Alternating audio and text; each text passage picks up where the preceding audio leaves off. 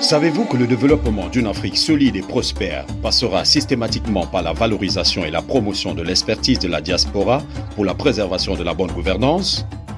Salut, je suis Pablo Giscard Guissamba. Retrouvez-moi tous les lundis entre 17h et 18h heure de Paris pour un entretien exclusif avec un Africain qui se démarque. Ça sera dans le cadre de votre émission Bonne Gouvernance.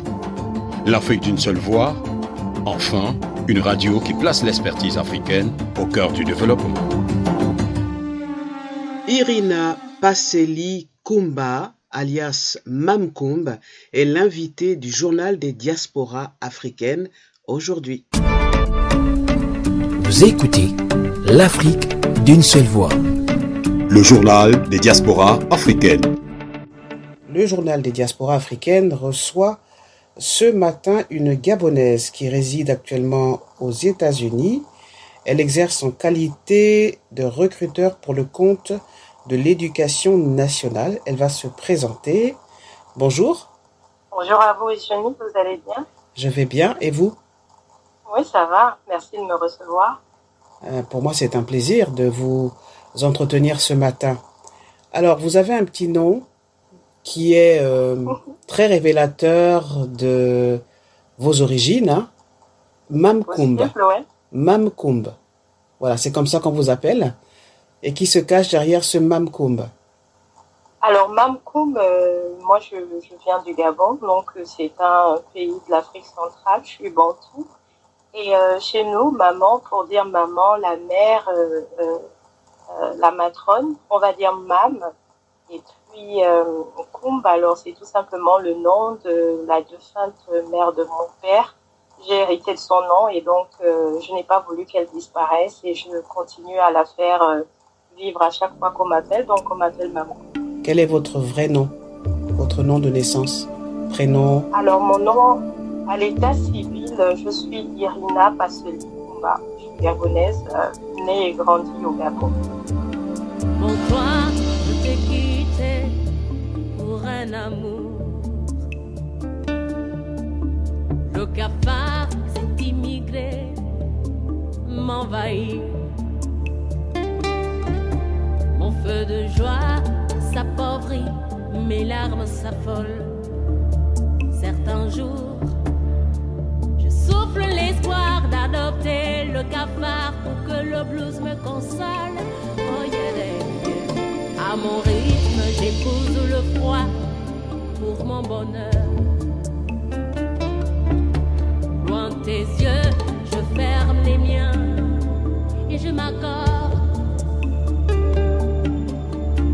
L'amour m'a offert la clé de sol de son toit. Je déchiffre et j'accroche, mais je n'oublie pas la note sensible de ma vie.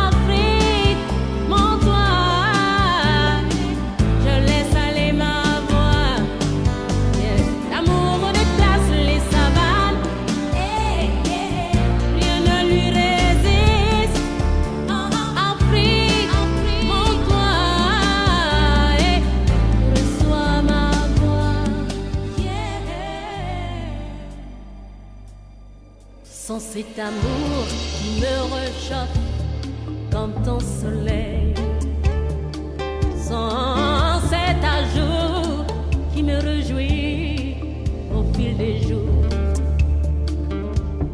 je chasserai solitude sans passe-route, je revolerai vers toi. Mais toi, Afrique, tu restes mon tout, toi qui m'as tout donné.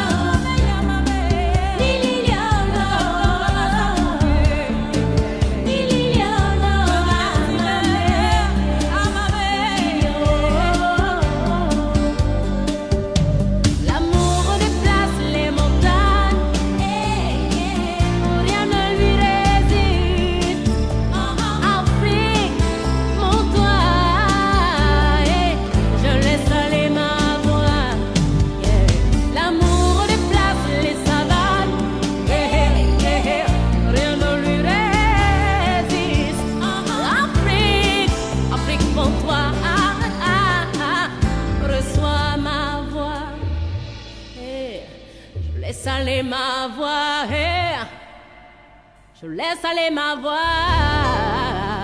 Irina Passeli Kumba, alias Mam Koum, est l'invitée du journal des diasporas africaines aujourd'hui.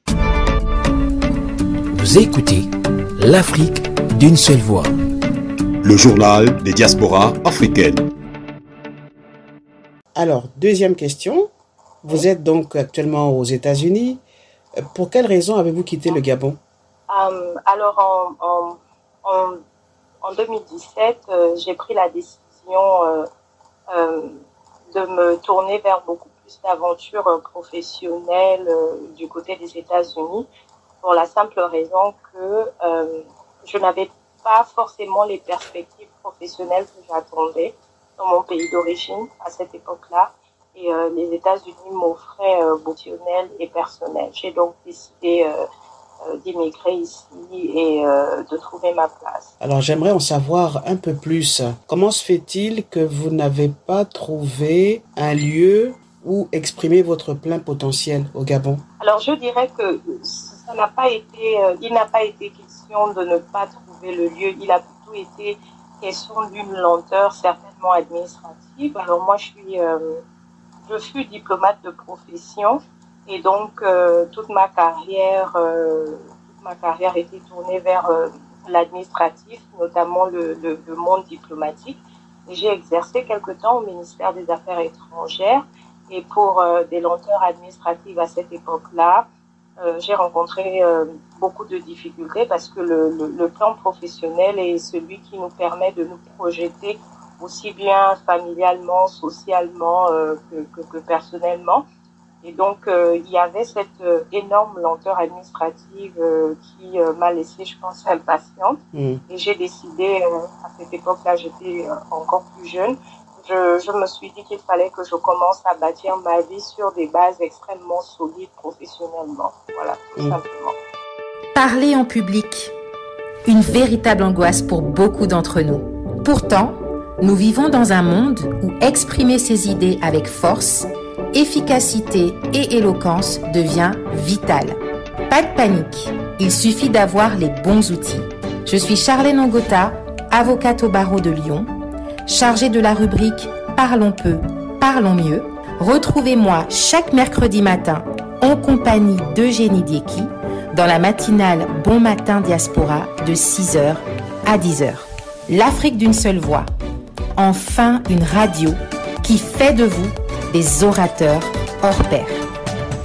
Donc à l'époque, vous étiez, on va dire, impatiente, mais aussi peut-être remplie d'amertume.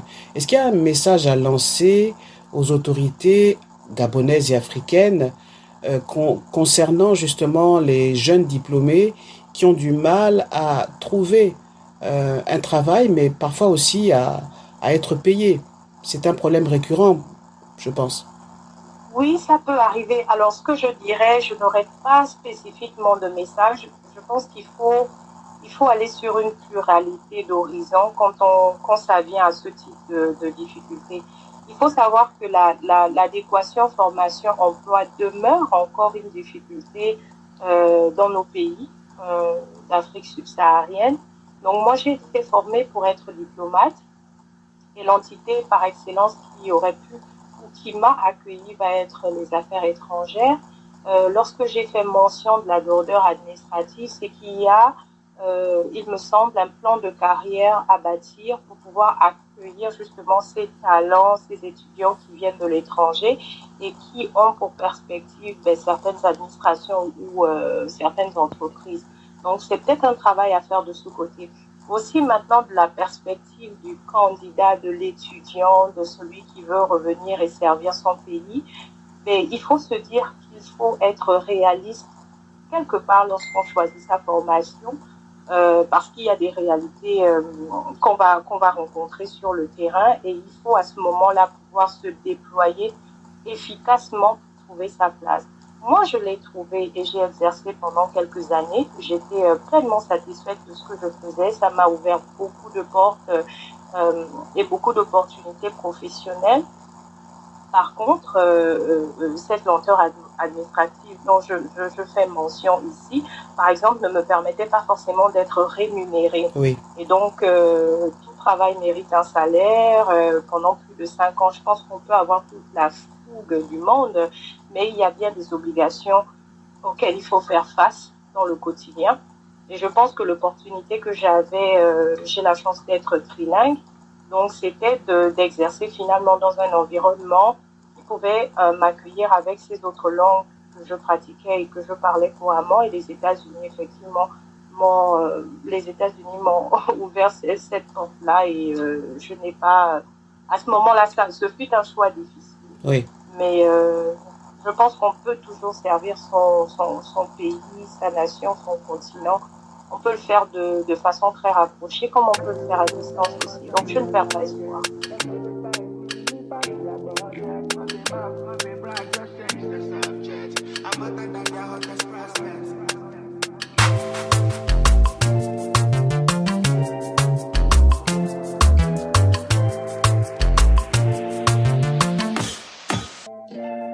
Irina Passeli Kumba, alias Mam Koumba, est l'invitée du journal des diasporas africaines aujourd'hui.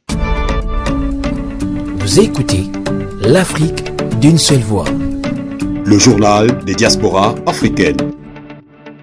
Vous êtes aux États-Unis, mais où précisément? C'est grand les États-Unis. Dans quelle ville résidez-vous? Alors, c'est très, très grand. Moi, initialement, je vivais à New York, donc dans l'État de New York. Et pour des raisons personnelles, notamment familiales, j'ai décidé de m'installer dans une toute petite ville de l'Ohio, d'1 million d'habitants, qui va s'appeler Columbus. C'est environ à 1h45 de Cleveland, parce que la ville de Cleveland est très connue, mais la capitale politique de l'État de l'Ohio, ça va être Columbus. Et donc, moi, je réside à Columbus, dans l'Ohio. Alors, quelle a été votre première réaction quand vous êtes arrivé aux États-Unis? Qu'est-ce qui vous a le plus marqué? Oui, certainement, mon premier contact avec les États-Unis s'est fait il y a quelques années de cela, avant que je décide de m'installer à plein temps. C'était plutôt, on arrive en plein Manhattan, c'est des paysans. C'est beaucoup plus vaste et beaucoup plus grand et beaucoup plus vaste aussi que ce qu'on imagine ou ce qu'on voit à la télé. Donc, mon premier sentiment, du moins celui qui m'a animé, était celui d'un environnement extrêmement compétitif et déchaleureux. Il n'y avait pas cette chaleur sociale qu'on peut connaître lorsqu'on vient d'Afrique, mais je pense que lorsque j'ai décidé d'immigrer véritablement et de commencer à bâtir une vie ici, je vais parler de challenge. J'ai trouvé que c'était un environnement extrêmement challengeant.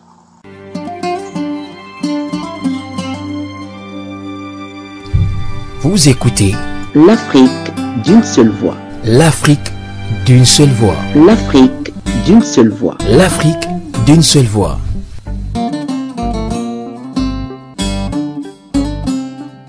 Est-ce que vous avez le sentiment que vous jouez un rôle important aux États-Unis pour votre pays d'origine qui est le Gabon?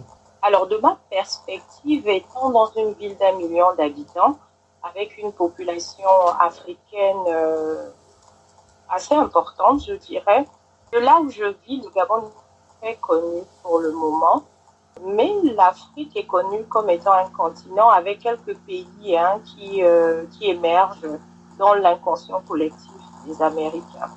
Donc, je ne dirais pas que ce que je fais tous les jours va être un apport pour mon pays, mais plutôt pour l'Afrique, dans le sens où ce que je fais moi dans mon métier de tous les jours, c'est que je recrute des personnes qui parlent d'autres langues que la langue anglaise. Donc, qui peuvent parler le français, l'espagnol, le fulani, le bambara, qui peuvent parler certaines langues, en fait, que des élèves fraîchement arrivés dans Columbus pourraient eux aussi parler. Et donc, mon travail à moi, c'est d'aller chercher ces pépites-là, ces enseignants, ce personnel de l'éducation nationale qui pourrait justement parler ces autres langues.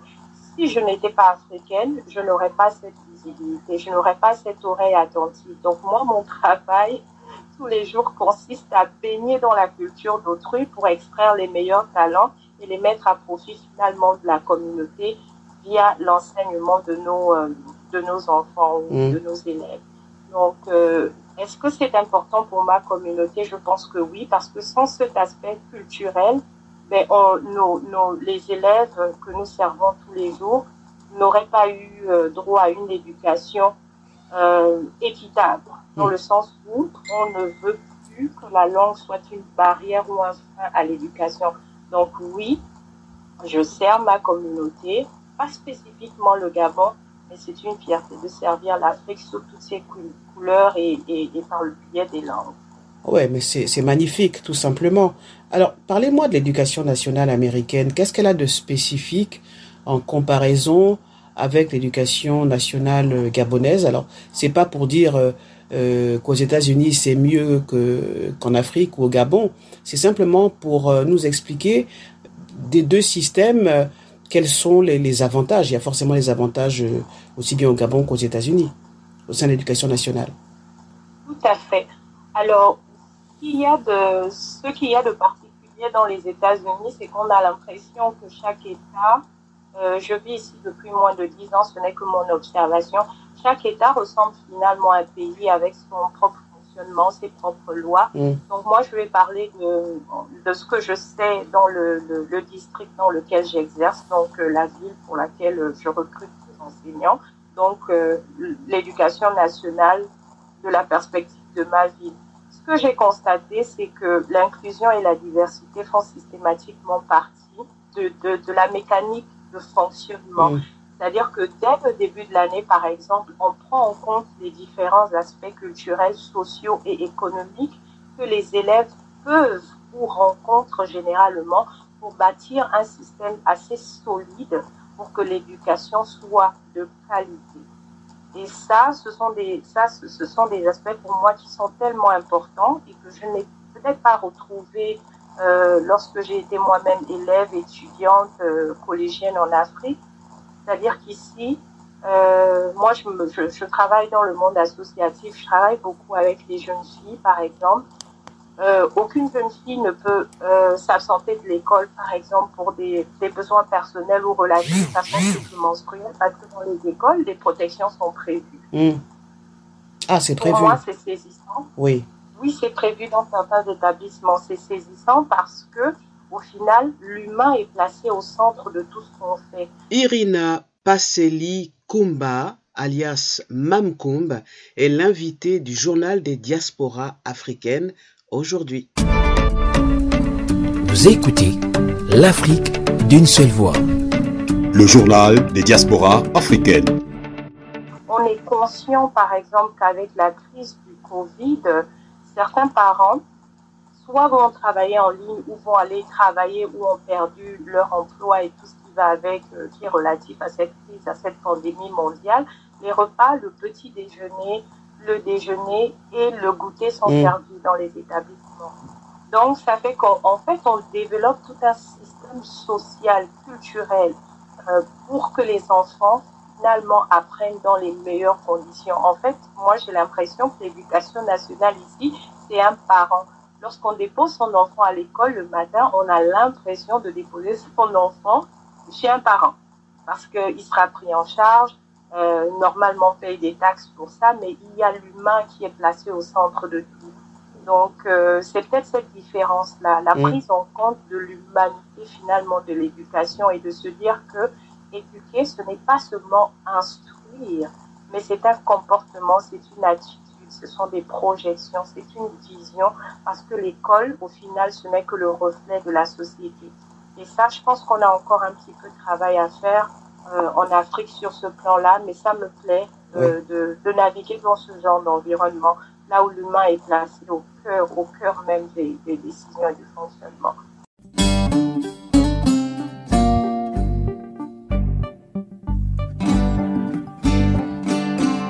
Vous écoutez l'Afrique d'une seule voix. Enfin, une radio qui honore nos traditions. Vous écoutez l'Afrique d'une seule voix. Enfin une radio qui n'a pas peur de s'engager. Vous écoutez l'Afrique d'une seule voix. Enfin une radio qui vous montre le pourquoi du comment du Star System. Vous écoutez l'Afrique d'une seule voix. Enfin une radio qui parle de santé mentale chez nous. Vous écoutez l'Afrique d'une seule voix.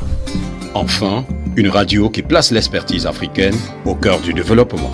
Vous écoutez l'Afrique d'une seule voix.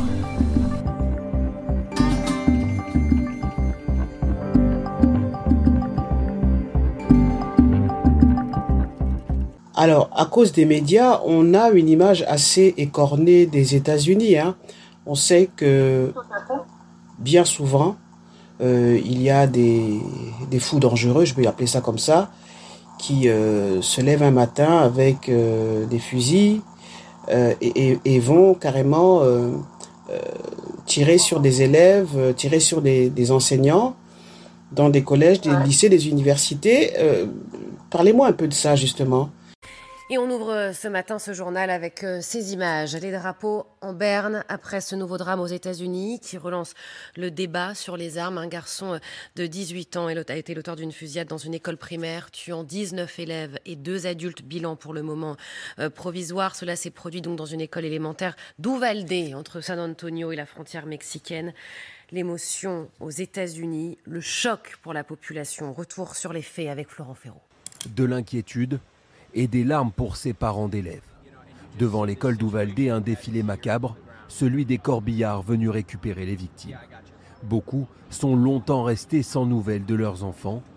L'attente est interminable. Je n'arrête pas de poser des questions sur ce qui se passe et personne ne me dit rien. Personne ne me dit quoi que ce soit. L'un des parents disait qu'il y avait peut-être des enfants détenus au salon funéraire. C'est ce qui m'a amené ici, pour savoir ce qu'il se passe. Il est environ 11 heures quand le tueur présumé provoque un accident de la route. Après avoir abandonné son véhicule, il est retrouvé par la police. Il se précipite alors à l'intérieur de l'école primaire et ouvre le feu dans plusieurs classes. Les victimes ont pour la plupart entre 9 et 11 ans. Laissez-moi vous assurer que l'intrus est décédé et que nous ne recherchons pas activement un autre individu ou tout autre suspect dans cette affaire. Nous vous demandons à tous de prendre soin de vos familles et tourner vos prières vers les familles touchées par ce drame. L'homme de 18 ans, identifié comme étant Salvador Ramos, a été tué lors d'un échange de tirs avec les forces de l'ordre. 2 policiers ont également été blessés sans gravité. Jean-Claude Beaujour, vous nous accompagnez ce matin. Vous êtes le vice-président de l'association France-Amérique. Alors, on voit le visage de ce jeune homme de 18 ans. Regardez, Salvador Ramos, donc c'est l'auteur de cette fusillade au Texas. Alors, à cet âge, aux États-Unis, il est capable d'acheter une arme et peut commettre finalement un massacre comme celui-ci. Comment c'est possible ? Vous avez bien fait de dire, vous avez dit à la fois cet homme et vous avez rappelé qu'il a 18 ans, c'est-à-dire que c'est un adolescent.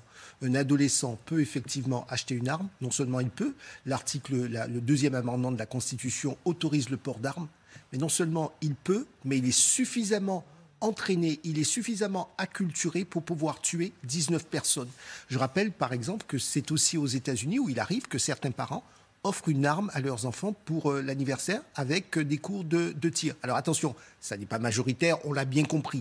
Mais mais ça fait partie du quotidien aussi. Ça n'est pas inimaginable. Voilà. Vous voyez, moi, je vous dirais que il ne me viendrait pas l'idée d'offrir une arme à mes enfants et de leur offrir des cours de tir. Vous voyez, ça ne nous viendrait pas. Culturellement, ça passerait pas. Eh bien, là-bas, ça arrive. Je dirais, là encore, attention, ça n'est pas la majorité. C'est une toute petite minorité, mais suffisamment active, suffisamment puissante pour que ce soit répandu. Et on rappelle le quotidien aussi des élèves aux États-Unis.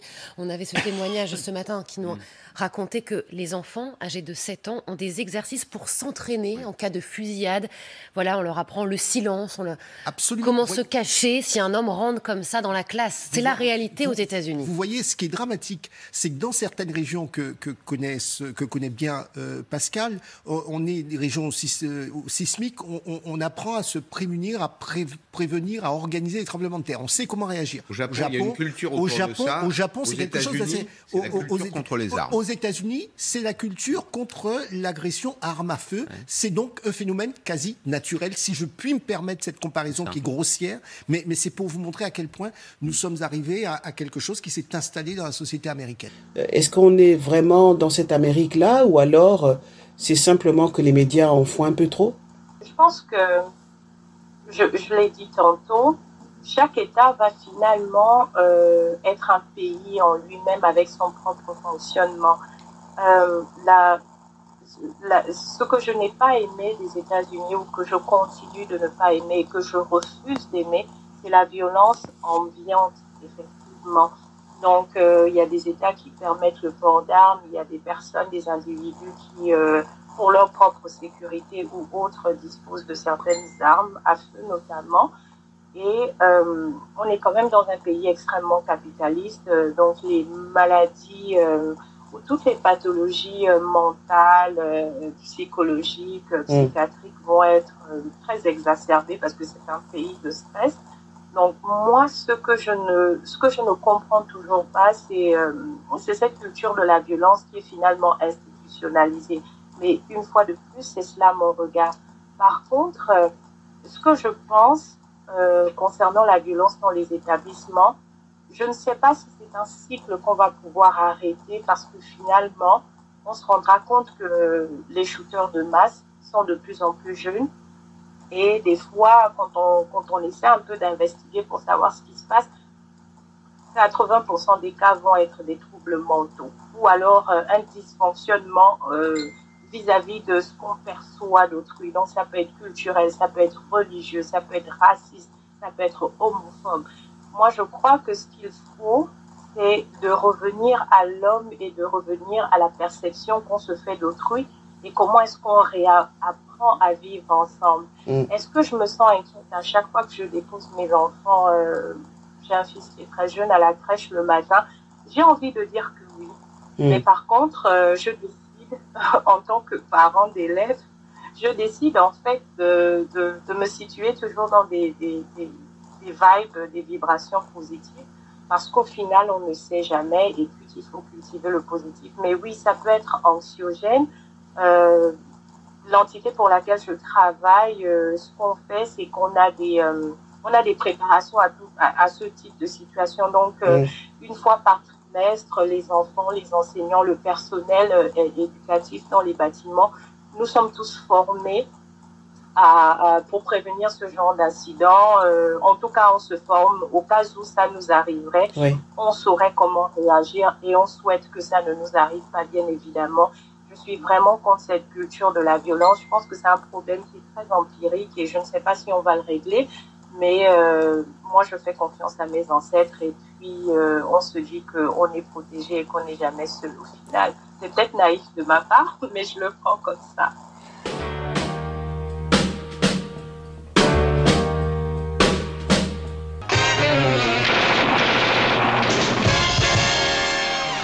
Mon invité ce matin, c'est Mamkoum, Irina Passeli-Kumba, qui vit actuellement aux États-Unis. Alors, vous parliez à l'instant de vos ancêtres. Vous y êtes très attaché à cette notion d'ancestralité et de continuité. Alors, la question, c'est si vous deviez rentrer définitivement au Gabon, qu'est-ce que vous ramèneriez avec vous au pays? Alors, je pense que lorsqu'on s'éloigne un petit peu de sa terre, et il faut bien comprendre que la notion de terre ici, pour moi, fait référence à l'endroit là où on est, ou l'endroit là où on se sent le plus à l'aise.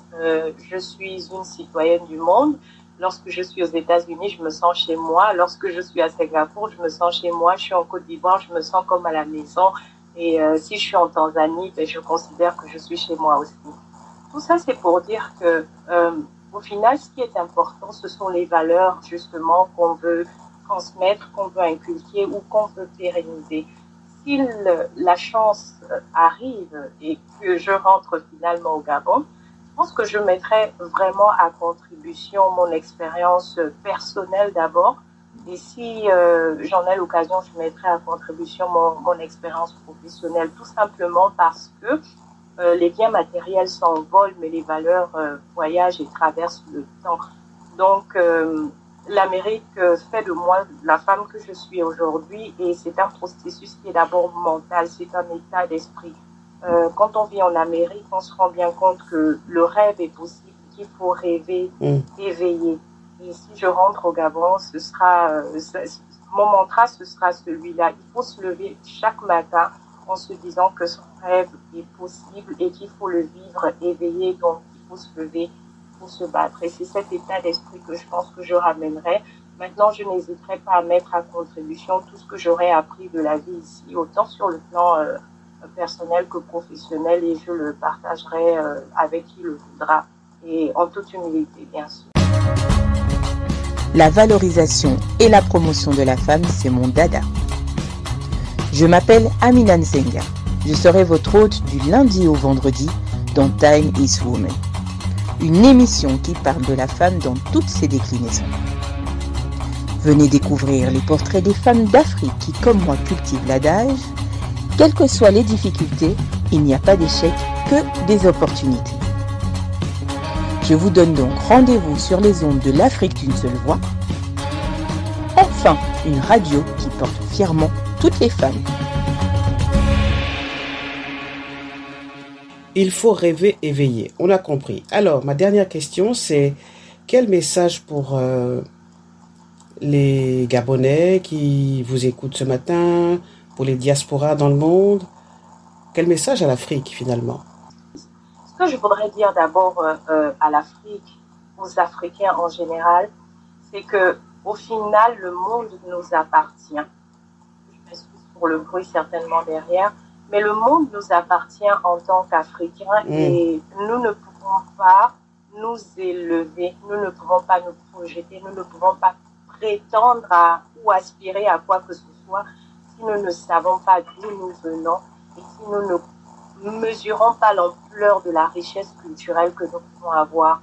Il y a quelque chose de particulier avec l'Africain, c'est que nous avons quelque chose de plus qui fait référence à notre culture. À chaque fois que nous voulons nier cette culture intrinsèque qui nous a été transmise de génération en génération, on devient monsieur et madame tout le monde. Et ce monde n'est pas fait pour monsieur et madame tout le monde. Ce monde est fait pour ceux qui sont authentiques. Et notre authenticité passe par ce que nous sommes à l'intérieur de nous, dans nos gènes, dans nos habitudes, dans nos traditions et dans nos vibrations.